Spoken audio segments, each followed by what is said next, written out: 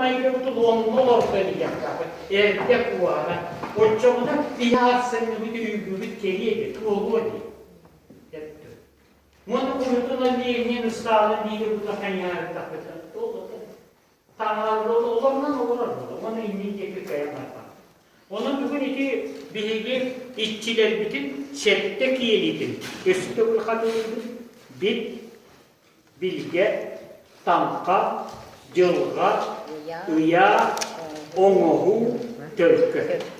Bu işçiler ayıma diyelim, kırama diyelim içecekler. Kimler bu doktor oğulları, ayılar oğulları, ölücün onlarına beylerin, iyelerin, ağaların topunu içecekler. Öbürlerin topunu içecekler. Yani olanlar bu sette kiyeli bir yaka değerlikiler görünce başkadılar olarak İki haraklık bu. Hette uyman görünce. Toğustan hette de bu üye olarak. İşçileri kötü hedimle yaptı. Öyle geldi. Ayı toğus öyküğüne bir yaka vardı gel. Olanda hette de bu. Bu lehikliği körüre çilek bu vakta. İskoğanla, naha dilim öttüm körü vakta. İstere bir çilek bu vakta. Onunla bilden durar hangarar ata tülü iççilek bu. Onu kihine kolobura cevap bilalım. İççilek de iççide bakıyordum. Kihine bunu kaytak körürüne. Kihine körürüne karanlık körürüne halgın kutu kıstı.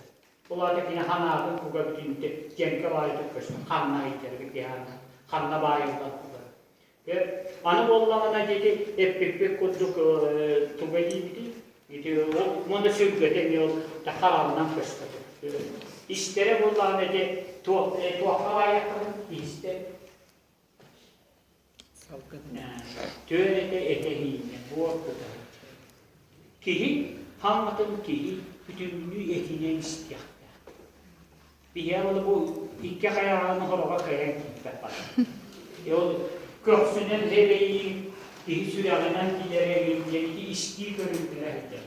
Töğrete. Ona kihi etine istiği verecekler. Onu etine istiği verenlerge kararına dilimlik körörgü, istediği körörgü vereni ministrümüne sürak verir. Öykütten topuydu adamı, süraketinden körörgüdür körür. Kiyamatın süraketten ister kudur istek. O çağıda dilimlik giyilir. Onu übüs diye onu kayıpat.